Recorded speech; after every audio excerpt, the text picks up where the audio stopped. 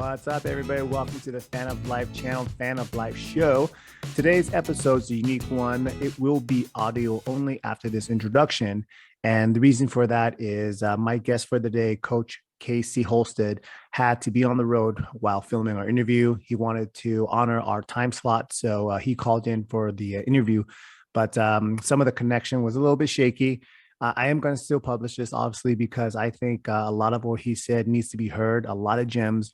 Coach Casey is owner and operator of 10th Planet Jiu Jitsu here in Las Vegas, Nevada. Amongst teaching, he is a hardcore family man. And he tells me the correlation for him, his perspective, and how running and operating and training martial artists, competitors, UFC fighters, and how it correlates to running his family life, because it falls under very simplistic ideals for him. And I learned a lot. I respect this man quite a bit, and I look forward to getting to know him better and possibly training with him as well too. So whether you're a martial artist or you're a fan of jiu-jitsu specifically, Coach Casey offers a lot of wisdom. So I hope you guys enjoy the episode. Again, this is audio only, so you can listen here on YouTube, Spotify, or Apple Pod. So a lot of options for you guys, but please enjoy. And without further ado, Mr. or I should say, Coach Casey Halstead. Coach Casey, what's up, brother? How are you? Just hanging out. Just got done training, living the dream. Hey, you know what? I was going to ask you about that. I see your Instagram all the time. You roll what, multiple times a day? Because you do that 6 o'clock class, right? Yeah, we have a 6 a.m. And a 11 a.m. So I try to do. I'm a little bit older now. I'm 47, so I'm trying to limit my rounds to about 8 per day. So sometimes at 6 a.m. we get a little crazy, and I'll knock out all 8 at 6. So then I won't roll at 11. But for the most part, I try to do twice a day. Wow. So I'm 45. There's no excuse for me, right? Zero. All right, brother. Well, I'll take you up on our conversation. I'll see you in the gym. Hey, man, thanks for making the time today. I'll keep it short. I just found you very interesting, and especially being a big fan of jiu-jitsu, 10th Planet specifically, knowing the history with, Eddie Bravo and stuff like that. How'd you link up starting in martial arts? Was it always jiu-jitsu, or did you train other things as well? Well, I'm 47, so I was born in 74. So I'm basically like an 80s baby. Like I grew up in the 80s. And I think my first exposure to combat sports was at 7 years old. I started to wrestle. And that doesn't mean I was any good at it. But, I pretty much wrestled on and off all the way through junior high school. And, growing up in the 80s, Karate Kid was like a big deal.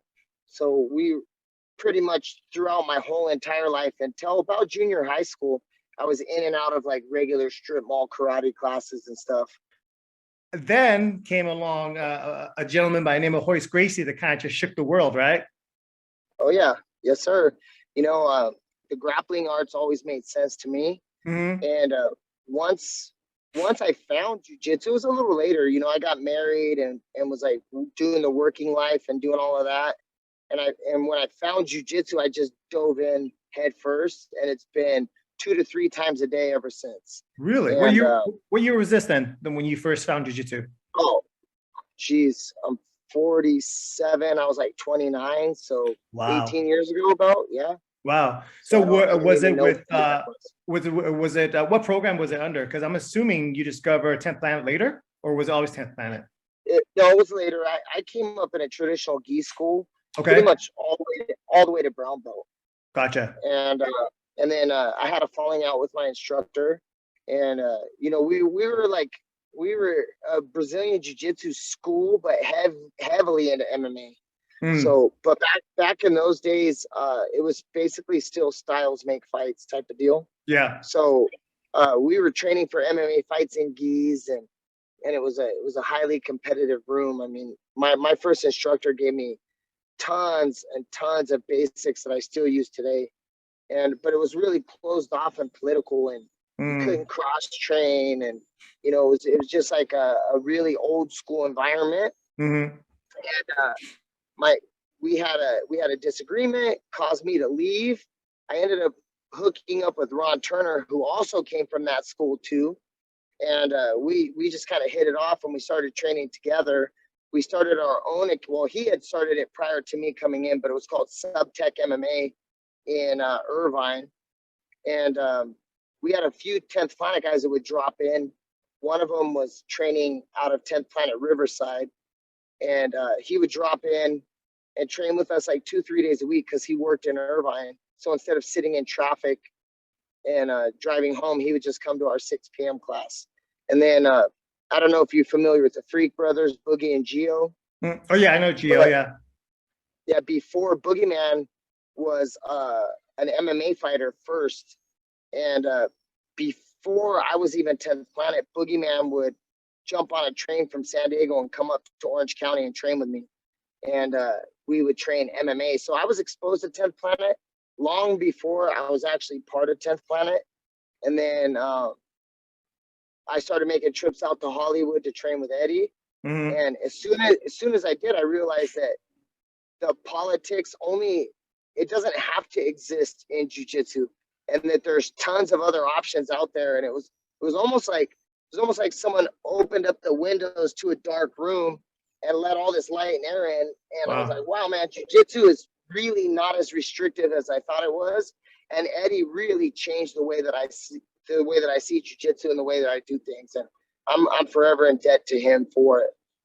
So it was a really good fit, a really good time.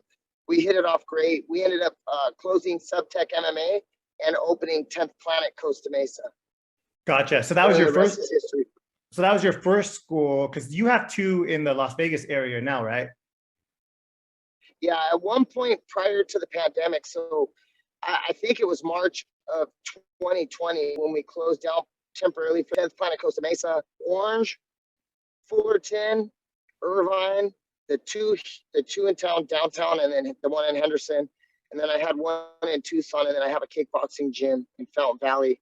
And I got rid of the 4 Orange County locations, like right at March of 2020. Gotcha. But the ones in Vegas are still viable and popping. Oh yeah. And I'm happy to say that every one of our employees got paid the whole entire time. All of our leases got paid the whole entire time. We were able to make it through just fine. And yeah, but that was large in part, we just had to kind of focus on what we were doing. So we just decided to break the corporation up, and everybody kind of got their own gym, and they all focused. Well, I think that's the key. That's key in life and business, and I'm sure jiu-jitsu too, is that you got to adapt, right? You constantly have to adapt because it's ever changing. Yep.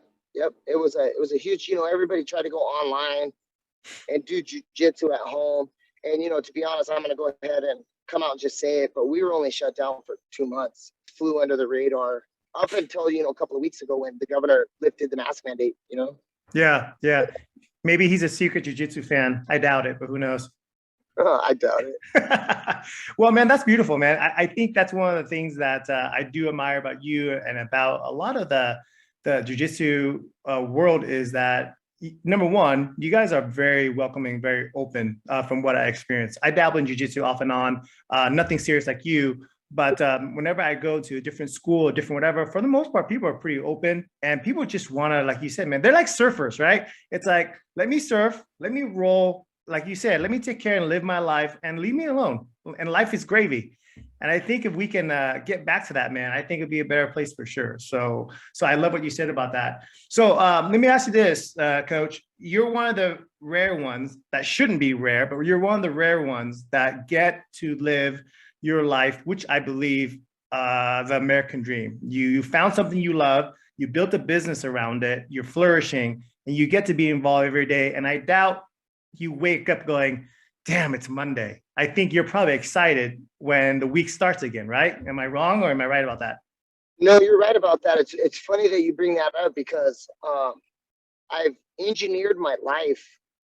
So I have like a couple of sayings, right? So in practice, if I get tapped by my students, I win because I'm a good coach. And if I tap them, I win because I'm good at jiu-jitsu. So there's really no way for me to lose, right? I've built this weird life. Love it. But the other thing I do every Friday morning at 6 a.m., I go into the gym so pumped, and I tell all my students, and they all look at me like I'm crazy. But I'm like, the best thing about Friday is it's really close to Monday, and it's another chance to live an amazing life and accomplish all your goals and have an amazing week. So I'm always excited when Friday hits because it's almost Monday. And I think that unfortunately, I feel like I'm one of the rare guys that feels like that.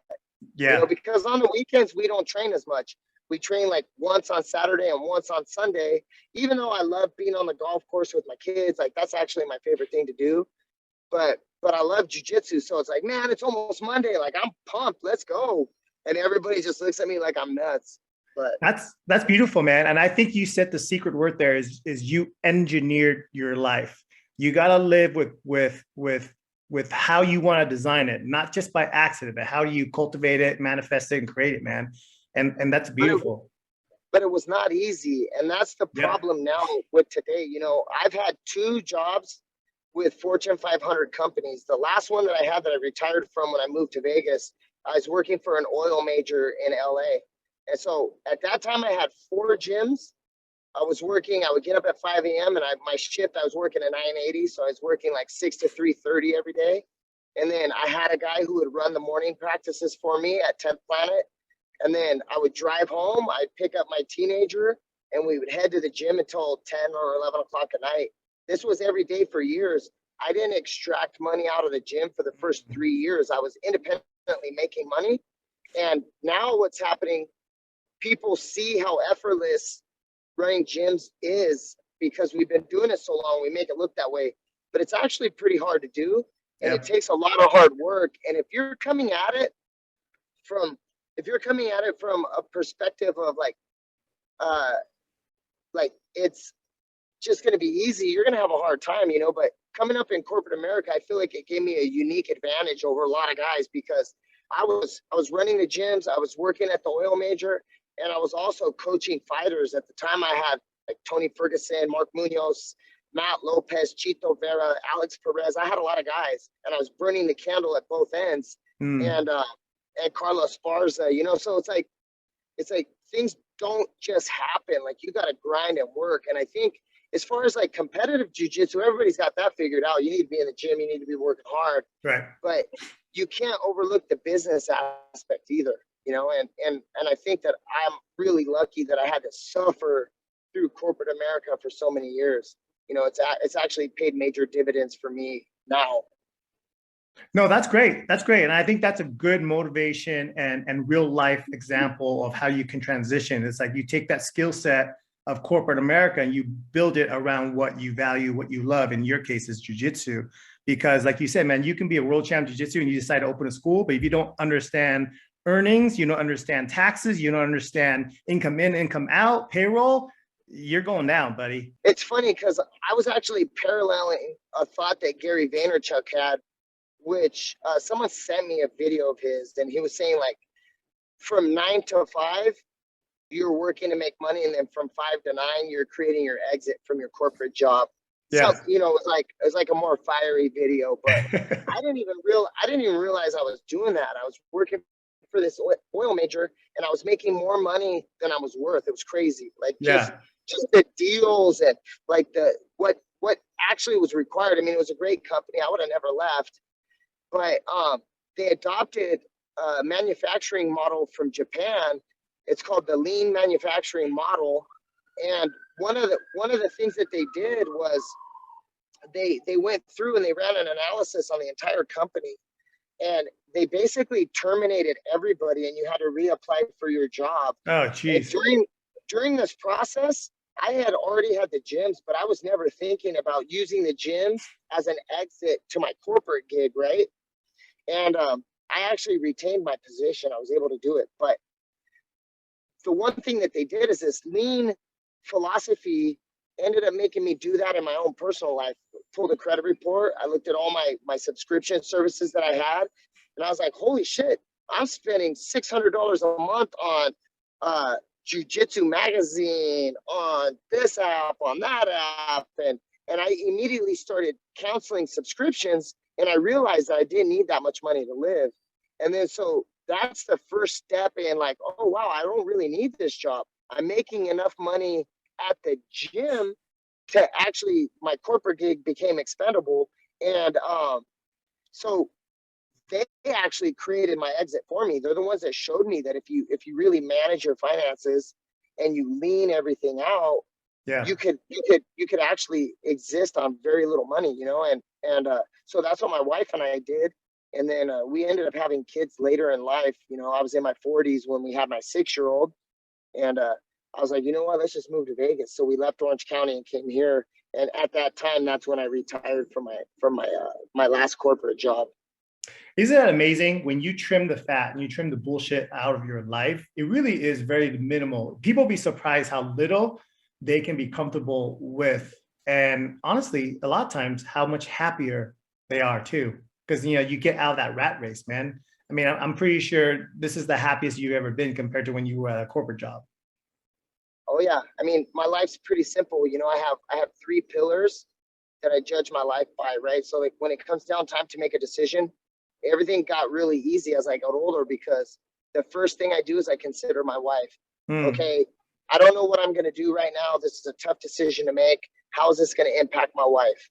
And if it's going to impact her positively, then I say yes. If it's going to impact her negatively, then I say no. And then it trickles down. How is this going to impact my children? Is if it's positive, it's a yes. If it's a negative, it's no. How is this going to impact my students, my fighters, my business? And so every decision that I make that I just don't know, like, we're making hundreds of decisions a day, Yeah. and we spend very little mind making them. But there are a few every day that take a lot of deliberation, and in those decisions, I just refer to the pillars in my life, the most important things. And everything starts with my wife. It's like, if my wife's happy and she's thriving, then everything else is good after that. Okay. My kids are happy and they're thriving, everything is good. If my gym is good and my students are happy, then everything's great after that. And so I just simplify my life to those 3 things, and it's become very easy to Man, I love navigate and that. operate. I love that. I'm going to stay in that philosophy for a hot second then. Let's stay in that vein. So tell me, through your experience, your interpretation, what is the philosophy behind jiu-jitsu for you? And then what is Casey's? And you kind of alluded to it already. So first is, what is the philosophy behind jiu-jitsu in your own interpretation? And then what is your personal life philosophy, if you wouldn't mind? Okay, so like the way I see jujitsu is, imagine like a zero scale on a timeline, right? So Mm-hmm. so you start jujitsu and you know nothing, right? And then this scale, like you start learning technique, and then you start scaling upward, right? White belt, blue belt, purple belt, brown belt, black belt, all the way up there. You're in this accumulation process, right? Where you're trying to figure out technique, you're trying to be effective, and you're in this mindset of accumulating data, right? And Right. then and then like as you get older and you start to figure out what jujitsu is, you start to strip it down. And so like you're trying to beat your opponent with as little movement as possible. So if you were perfect at jujitsu, you wouldn't sweat to beat somebody. You wouldn't have to be athletic to beat somebody. So you do this like scale, and then like as you hit black belt, you start to strip away and you come back to Mm. that zero line of jujitsu.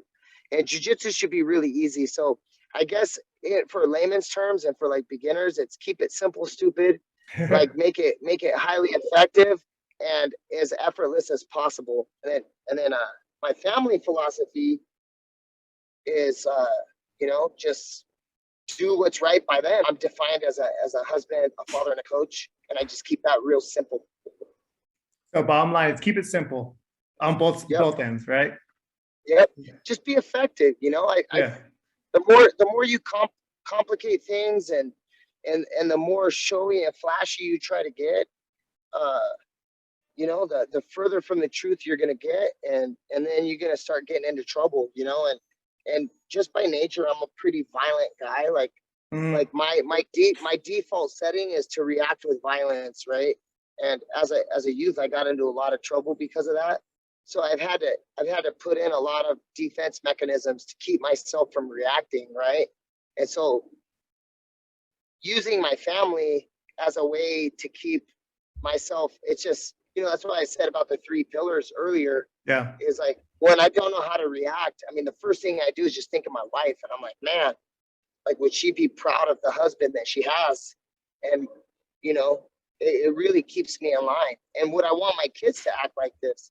Like, if I'm reacting in a negative way, like cussing somebody out, like, I'd be really disappointed if my children acted like that. Yeah. And so those are really good governors, you know, in my life.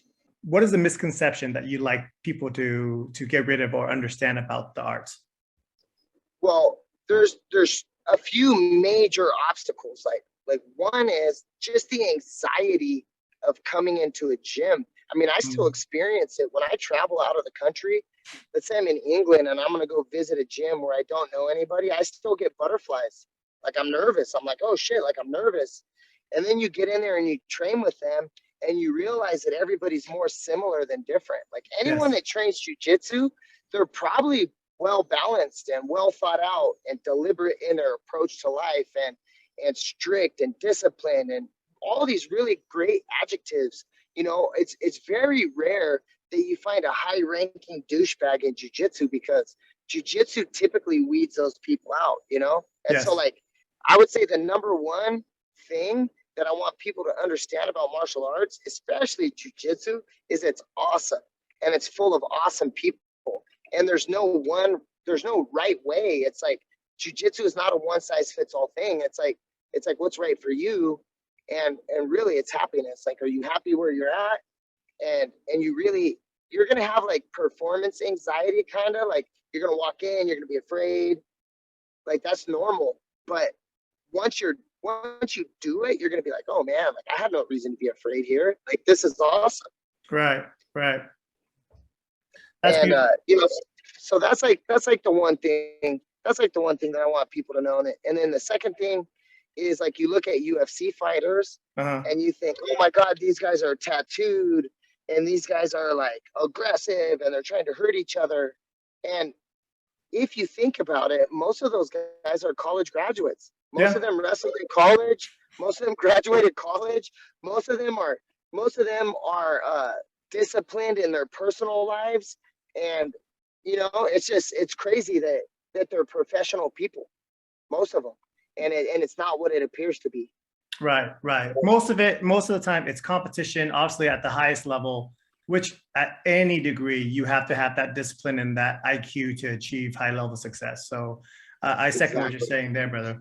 Let me do this. I'll be honest with you. I'm loving this conversation. I think what I would like to do is get to know you. I'm gonna enroll. We'll roll. I'll learn from you. And if there's an opportunity down the road, I like to do this again. I like to do it in a setting where I think the audience is getting shortchanged by your wisdom because of the connection.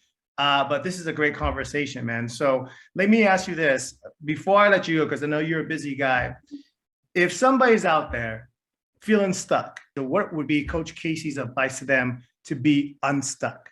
Because I think a lot of the world, people are walking around feeling that way today, man. So what would it be, Coach? Well, for me, I would say, like, go find a jiu-jitsu academy Love and it. like start training, right? But it's Right. it's even more simple than that. And it's like, my mom used to always tell me, you can't move a mountain at once. You got to move it a rock at a time, right? Mm, And so I would say you have to be a doer, and you have to take an assessment of what's bothering you in your life, and you got to just start making positive changes. You know, and there's a lot of people that just wait for the problem to go away, and they never go away. They just manifest in different forms. So, mm, like, as soon as so like if you're unhappy in your life, you are 100% responsible for your actions and the way that you react to other people. And so take inventory, you know. And I have some YouTube videos that I've made in the past, and it's like, this will probably sum it up best. Take a look at your inner circle. Everybody in your inner circle is either going to add value or take away from you. And so, like, if you have a lot of people that are leeching or vamping, you need to get rid of them. And the same thing with finances. Are you spending a lot of money that you don't need to spend? You start cleaning all that up, and then mm-hmm. just by process of doing work every day and making positive steps, you're gonna see that you're gonna find some momentum. You're gonna find some inspiration. You're gonna get rid of some of the stuff that's holding you down and kind of like dragging, you know. And you're gonna start feeling liberated and making these positive moves. And you know, once you start making positive decisions, then your confidence builds, and then you're going to get inspired by the good decisions. And so one thing that happens is people can try, and success is not guaranteed, right? Right. So they try their hardest, they put everything into it, and they fail. And then they just figure, well, if I don't do anything, I'll fail. If I try hard, I'll fail. And it hurts more when you try hard and fail. But if you look at it like there is no failure, there's only learning, then the sky's the limit for you. So I would say just start making positive decisions today, right now. And the easiest step is go home, pull your credit report, take a look at your subscriptions, and cancel 90% of them. And make money by not spending money that you're not using. Yep. And that's a really good positive step. And that'll put you in a completion mindset. And then once you're in a completion mindset, you're going to go through the process of just completing goals and knocking things off your list. And you're no longer going to wait for things to disappear and go away. I love that, man. I love that. And I'll even add this.